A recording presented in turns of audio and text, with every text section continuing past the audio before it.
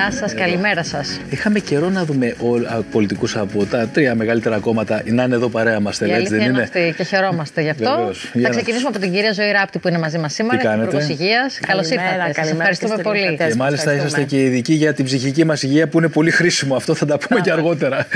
Συνδυάζεται. Λοιπόν, η κυρία Πέρκα από τον ΣΥΡΙΖΑ, καλημέρα και σε εσάς. Και βέβαια ο κύριος Χριστοδουλάκης από το ΠΑΣΟΚ, να δούμε τι γίνεται και στο δικό σας κόμμα. Καλημέρα, ευχαριστούμε πολύ. Καλώς ήρθατε. Τώρα θα ξεκινήσω από εσάς, κυρία Ράπτη, γιατί μιλάμε για την ψυχική υγεία, αλλά μιλάμε κυρίως για την υγεία που προέρχεται από την τσέπη μας. Γιατί αν δεν είναι γεμάτη τσέπη, ξέρετε, έχουμε πολλά προβλήματα. Και έχουμε την ακρίβεια, βγαίνουν τα στοιχεία. Τώρα θα βγουν και τα στοιχεία του τιμαρίθμου, του πληθωρισμού μέσα στην εβδομάδα. Πραγματικά πιστεύετε ότι τα μέτρα που έχετε πάρει μέχρι στιγμής μπορούν να καλύψουν όλο αυτό το τσουνάμι της ακρίβειας? Σίγουρα δεν μπορούν να καλυφθούν όλες οι αυξήσεις, όχι μόνο στην Ελλάδα, αλλά βεβαίως και στην Ευρωπαϊκή Ένωση και παγκοσμίως. Γιατί αυτή η κρίση έχει ανεβάσει τόσο πολύ τις τιμές της ενέργειας και φυσικά του φυσικού αερίου, αλλά και της ηλεκτροπαραγωγής, που δεν μπορεί να απορροφηθεί από καμία κυβέρνηση, ούτως ώστε να επιδοτήσει πλήρως τους πολίτες. Όμως, εκείνο το οποίο έχει ήδη γίνει είναι ότι και με την φορολόγηση ουσιαστικά των υπερεσόδων των ηλεκτροπαραγωγών και την επιδότηση των λογαριασμών οικιακού ρεύματος αλλά και επαγγελματικού ρεύματος, έχει γίνει μια πολύ μεγάλη προσπάθεια μείωσης του ποσού που θα πληρώσει ο τελικός καταναλωτής. Αυτό πρόκειται να μετακυληθεί και στους προμηθευτές ηλεκτροπαραγωγής και αυτό πρόκειται ό,τι ποσό κερδιθεί θα κατανεμηθεί στους καταναλωτές ως επιδότηση. Παράλληλα, και το επίδομα θέρμανσης αυξήθηκε στα 300 εκατομμύρια. Πάνω από 1,5 εκατομμύριο συμπολίτες μας θα έχουν και θα λάβουν το επίδομα θέρμανσης. Όπως επίσης και στο ζήτημα του φυσικού αερίου γίνεται μια πολύ μεγάλη προσπάθεια ήδη από τον Μάρτιο που το έχει θέσει ο Πρωθυπουργός στην Ευρωπαϊκή Ένωση, προκειμένου να υπάρξει ένα πλαφόν στις τιμές του φυσικού αερίου. Η πραγματικότητα είναι ότι καθυστέρησε δηλαδή η Ευρωπαϊκή Ένωση τη λήψη αποφάσεων και αυτή τη στιγμή ο Πούτιν εργαλειοποιεί την αγορά φυσικού αερίου ανεβάζοντας τις τιμές. Εκείνο το οποίο πρέπει να κάνουμε στην Ευρωπαϊκή Ένωση τώρα, και νομίζω ότι θα ληφθεί μια τέτοια απόφαση μετά και από την εισήγηση της Ελλάδας το αμέσως επόμενο διάστημα, τέλος Οκτωβρίου, είναι να βάλουμε ένα πλαφόν στην τιμή, όπως κάναμε αγοράζοντας, και θα το πω έτσι με την ιδιότητά μου ως Υπουργός Υγείας, φθηνά εμβόλια σε καλή τιμή όταν τα διαπραγματευτήκαμε όλοι μαζί η ευρωπαϊκή οικογένεια. Το ίδιο λοιπόν πρέπει να κάνουμε και με το φυσικό αέριο για να μπορέσουμε να στηρίξουμε τους συμπολίτες μας. Οι επιχειρήσεις πληρώνουν από τη μια υπέρογκους λογαριασμούς, από την άλλη λόγω ΦΠΑ έχουμε πολύ αυξημένα έσοδα, κοντά στα 4 δις από το ΦΠΑ λόγω ακρίβειας, από τον κρατικό προϋπολογισμό λοιπόν και από το ΦΠΑ, από φορολογικά έσοδα, 2 φορές αυτή την ακρίβεια, και τους δίνεται ένα μικρό μέρος ως επιδότηση για να πληρώσουν τον επόμενο υπέρογκο λογαριασμό. Μόνο για το Σεπτέμβρη είδαμε ότι υπάρχει υπερκέρδος και στην προμήθεια γύρω στα 500 εκατομμύρια. Επομένως, εδώ κάτι πάει πάρα πολύ στραβά. Σε μια περίοδο κρίσης, σε κάθε κρίση που απαιτείται, αποδείχτηκε και στην υγειονομική κρίση και σε όλες, δημόσια παρέμβαση. Παρέμβαση στη πηγή που δημιουργεί τη εσχροκέρδεια, όπως είναι το στοχουμετιστήριο ενέργειας στη τιμή της χονδρεμπορικής, η κυβέρνηση επέλεξε να ιδιωτικοποιήσει τη ΔΕΗ, να χάσει δηλαδή την πλειοψηφία το δημόσιο, ούτως ώστε αν την είχε να μπορεί να κάνει δημόσια πολιτική και παρέμβαση παρασύροντας τις τιμές. Ίσα που αυτή τη στιγμή η ΔΕΗ έχει την πιο ψηλή τιμή στο ηλεκτρικό ρεύμα, ηγείται δηλαδή αυτής της κερδοσκοπίας θα έλεγα. Συγχρόνως η χώρα μας με την απόφαση για βίαιη απολιγνητοποίηση, ξέρετε είμαι και βουλευτής Φλόρνας και ζούμε τις τραγικές συνέπειες ως περιοχή, διότι δεν έχει προχωρήσει τίποτα από ένα σχεδιασμό που δεν υπήρχε στο κάτω-κάτω. Τελικά αποδείχτηκε ότι δέσμευσε τη χώρα έτσι περαιτέρω στο φυσικό αέριο. Η αύξηση της συμμετοχής του αερίου στην ηλεκτροπαραγωγή έχει φτάσει στο 24%, ενώ δεν ήταν τόσο, και στις υπόλοιπες χρήσεις 10%. Αυτό πληρώνουμε σήμερα.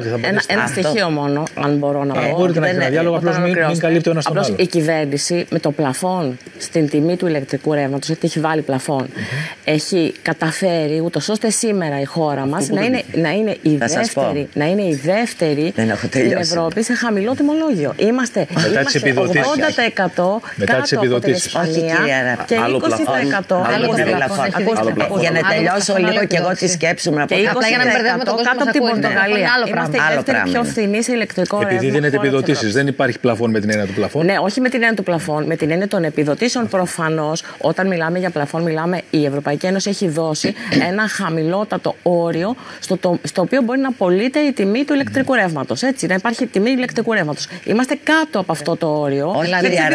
Όχι, ρε επιδοτήσεις. Και σε ό,τι αφορά την Ευρωπαϊκή Ένωση, η οποία όντως άργησε, όμως μην ξεχνάμε ότι αφενός είχε κάνει 2 εργαλειοθήκες και πρότεινε άτολμη παρέμβαση. Ωστόσο, τα κράτη-μέλη μπορούσαν να πάρουν κάποια μέτρα, όπως είναι πλαφόν στη χοντρική, πλαφόν στη λιανική.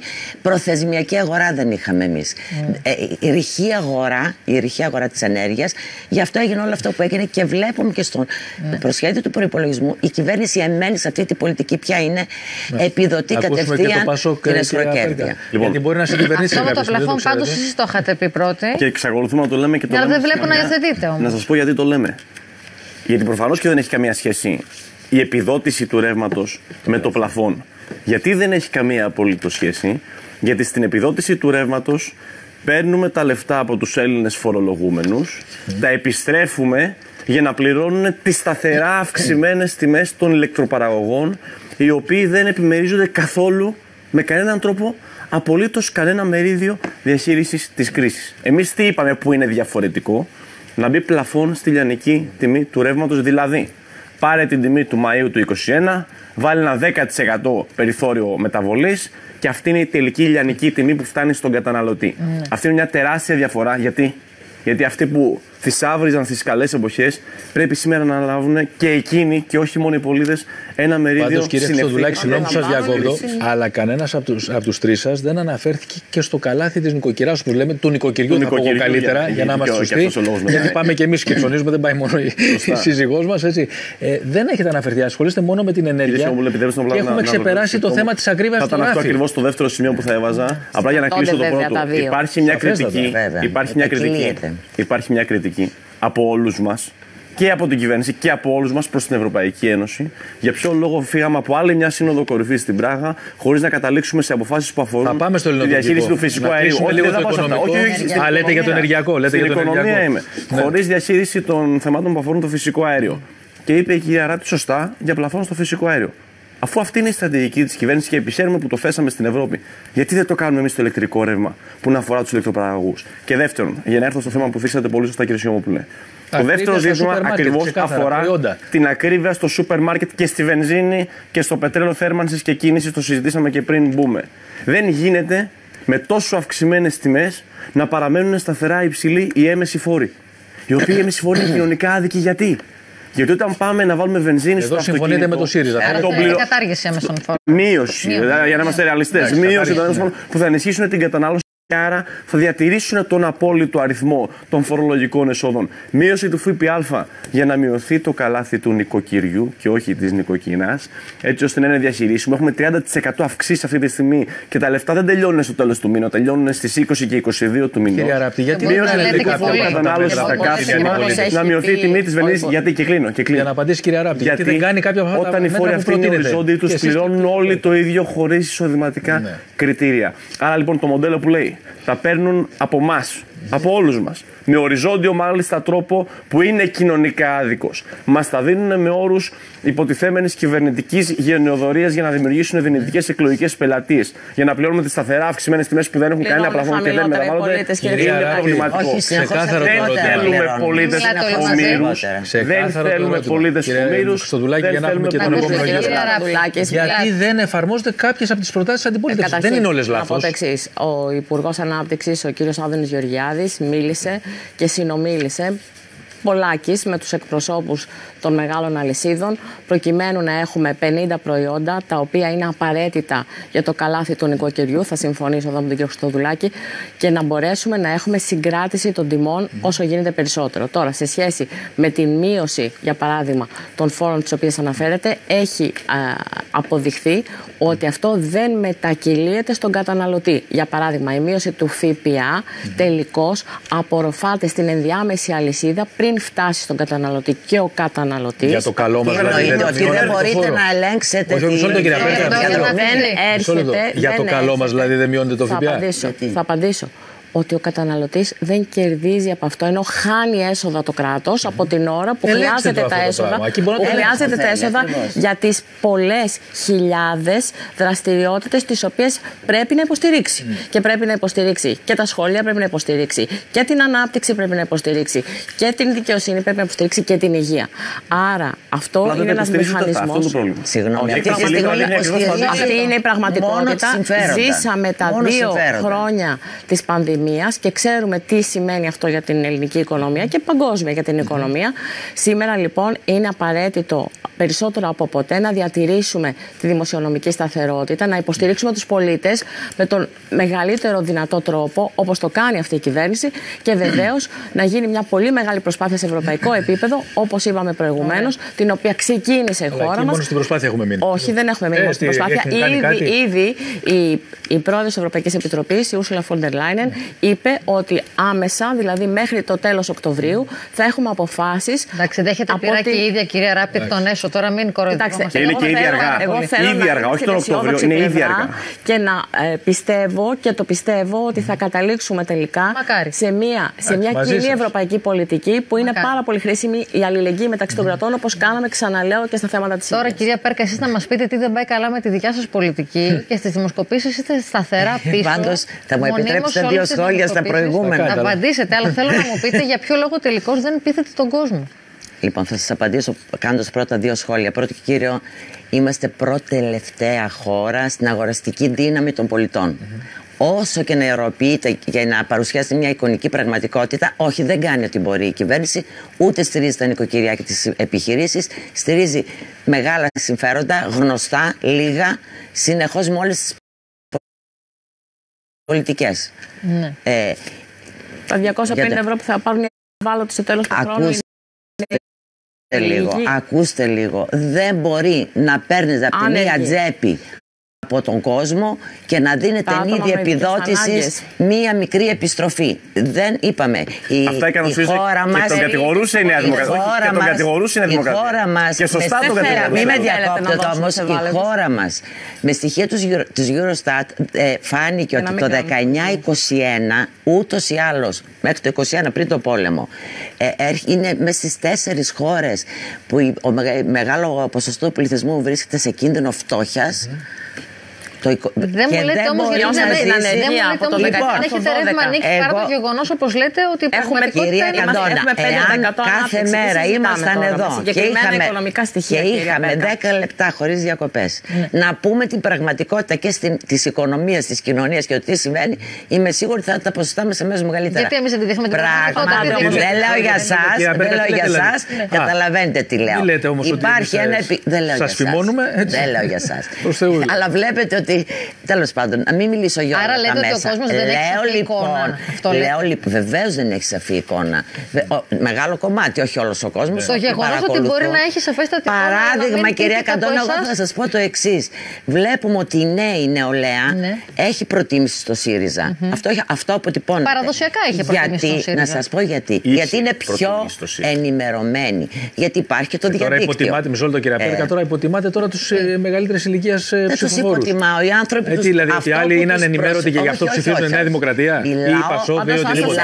Στις εκλογές του 2019 η Νέα Δημοκρατία ψηφίστηκε από τις μικρότερες ηλικίες σε σχέση με το ΣΥΡΙΖΑ. Μην βάζουμε ταμπέλες, νομίζω ότι δεν είναι καλό. Είναι λίγο τα νούμερα το 2019 που ψήφισε τη Νέα Δημοκρατία και σε περίοδο, για να τελειώσω την πρόταση, για να απαντήσω στο ερώτημα.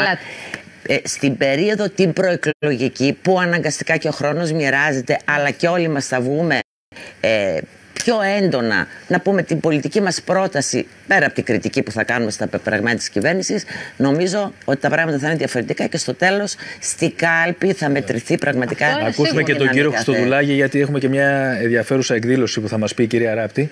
Πρώτον, αποχαιρετήσουμε. Συγκεκριμένα πρόσθετα στοιχεία. Το 71% των Ελλήνων αυτή τη στιγμή έχει μειώσει την κατανάλωση των ειδών πρώτης ανάγκης. Δεύτερον, με στοιχεία της Ελστάτ, το 28% είναι κάτω από τα όρια της φτώχειας. Τρίτον, είμαστε πρώτοι στην Ευρώπη στην ανεργία των νέων. Αυτά είναι προβληματικά στοιχεία και τα βάζω στο δημόσιο διάλογο, κυρίως για να αντιλαμβανόμαστε το πρόβλημα, να μην κάνουμε ότι ζούμε σε άλλη χώρα, αλλά και για να εκλείπει σε ένα βαθμό σε ορισμένες εκφάνσεις στίζεται φυσικά για την κυρία Ράπτη η κυβερνητική αλαζονία που παρουσιάζει τα πράγματα σαν να μην υπάρχει ζήτημα και να συμβαίνουν όλα καλά. Χείρα συνεργασίας θα τίνεται στον ΣΥΡΙΖΑ αν τα κουκιά προκύψουν. Πολύ, αυτό ακριβώς θα απαντήσω. Τα μέτρα τα βρίσκεται. Γιατί ρωτάτε το ΣΥΡΙΖΑ για τις δημοσκοπήσεις, εμάς δεν μας ρωτάτε. Εγώ λοιπόν θέλω να πω ότι επειδή έχουμε διπλασιάσει τα ποσοστά μας είμαστε σχετικά ευχαριστημένοι. Γιατί όταν έχουμε διπλασιάσει τα ποσοστά μας, δείχνει από τις εκλογές ότι υπάρχει μια από τα αποτελέσματα από τις εκλογές, τις δημοσκοπήσεις και την εκλογική εκτίμηση που είχε μια δημοσκόπηση στο 15% είναι ότι έχουμε διπλασιάσει τα ποσοστά μας. Δεν φτάνει. Αυτά είναι τα ποιοτικά στοιχεία. Και ξέρετε, δείχνουν, κυρία Καντώνα, για να έρθετε και στο ερώτημά σας, τα ποιοτικά στοιχεία. Υπάρχει, χθες βγήκε, ότι υπάρχει ένα 34% της κοινωνίας μας, δηλαδή υπερδιπλάσιο της δικής μας εκλογικής επιρροής, που συμφωνεί και επικροτεί τη στρατηγική της αυτόνομης πορείας του ΠΑΣΟΚ. Όσο και αν δεν βολεύει κάποιους, όσο και αν κάποιοι επαγγελματίες ανησυχούνται. Αυτή τη στιγμή δεν μιλάνε, αλλά διατυπώνουν αμφιβολίες. Όσο και αν κάποιοι βάζουν πλασματικά διλήμματα για να εγκλωβίσουν τον κόσμο σε απολύτικη επιχειρηματολογία που δεν αφορά τα προβλήματά του, όσο και αν κάποιοι κουράζονται από τις υποκροπές και τα θέματα δημοκρατίας, όσο και αν κάποιοι δεν ακούνε προτάσεις για να είμαστε χρήσιμοι σε αυτούς που το έχουν πραγματικά ανάγκη, εμείς αποδεικνύουμε ότι αυτή η στρατηγική αυτό που θα πούμε τώρα επικροτείται. ενδιαφέρει όλους μας. Θα γίνει εδώ στην Ελλάδα το πρώτο διεθνές, το παγκόσμιο συνέδριο, έτσι, το οποίο αφορά την ψυχική μας υγεία. Ακριβώς. Και κυρία Ράπτη, θα ήθελα με την ιδιότητά σας και ως Υφυπουργός Υγείας να μας πείτε 2-3 λόγια ποιοι θα μιλήσουν, τι περιμένουμε από αυτό το συνέδριο. Καταρχήν θα μιλήσει ο Πρωθυπουργός και για ποιο λόγο, διότι μετά την πανδημία είδαμε ότι η ψυχική υγεία των πολιτών παγκοσμίως, αλλά φυσικά και στη χώρα μας, επιδεινώθηκε σε σχέση με τα προ-πανδημίας επίπεδα. Και εκείνο το οποίο έχει θέσει και ο Παγκόσμιος Οργανισμός Υγείας ως επίκεντρο των πολιτικών του είναι να ενισχύσουμε την ψυχική υγεία και τις υπηρεσίες που παρέχει στη χώρα μας και σε όλες τις χώρες ο τομέας της υγείας. Οπότε αύριο υπάρχει αυτή η πολύ ενδιαφέρουσα εκδήλωση, ένα παγκόσμιο φόρουμ, το οποίο μιλά για την ψυχική υγεία ως επίκεντρο των στρατηγικών, τις οποίες πρέπει να αναπτύξει κάθε χώρα και φυσικά και η χώρα μας. Γνώμονάς μας είναι να ενισχύσουμε τις υπηρεσίες της ψυχικής υγείας της χώρας και εκείνο που κάνουμε είναι με πόρους από το Ταμείο Ανάκαμψης να δημιουργούμε 104 δομές, νέες δομές και υπηρεσίες ψυχικής υγείας για παιδιά και εφήβους, για ενηλίκους, για την τρίτη ηλικία, για την άνοια σε όλη τη χώρα. Που θα πραγματοποιηθεί. Το Ζάπιο Μέγαρο είναι. Στο Ζάπιο Μέγαρο και νομίζω ότι θα έχει πάρα πολύ ενδιαφέρον να ακούσουμε και τους εκλεκτούς εισηγητές από όλη την Ιφίλιο. Μιλώ και για την Νέα Υόρκη και μιλώ και για πάρα πολλά εκλεκτά στελέχη. Νομίζω είναι το σύστημα του μέλλοντος αυτό. Αφορά τους πάντες. Σας ευχαριστούμε πάρα πολύ. Και με αυτό είδατε πώς ηρεμήσαμε. Ευχαριστούμε πάρα πολύ. Εγώ να πω, για να παρακαλέσω, γιατί όντως η ψυχική υγεία είναι πάρα πολύ σοβαρό πρόβλημα και θα πρέπει να σκύψουμε σε αυτό. Και στην περιφέρεια, κυρία Ράπτη μου, να γίνονται δομές ψυχικής υγείας. Μιλώ για σε όλη τη χώρα. Ανοιχτή πρόσκληση. Ναι, όχι, υπάρχει πρόβλημα. 104 δομές, καινούριες δομές θα έχουμε μέσα στο 2020. Συμφωνήσανε σε κάτι τα κόμματα. Συμφωνούν σε αυτό. Καλημέρα, ευχαριστούμε πάρα πολύ. Τα βρήκανε. Λοιπόν, πάμε σε διάλειμμα. Ελάτε.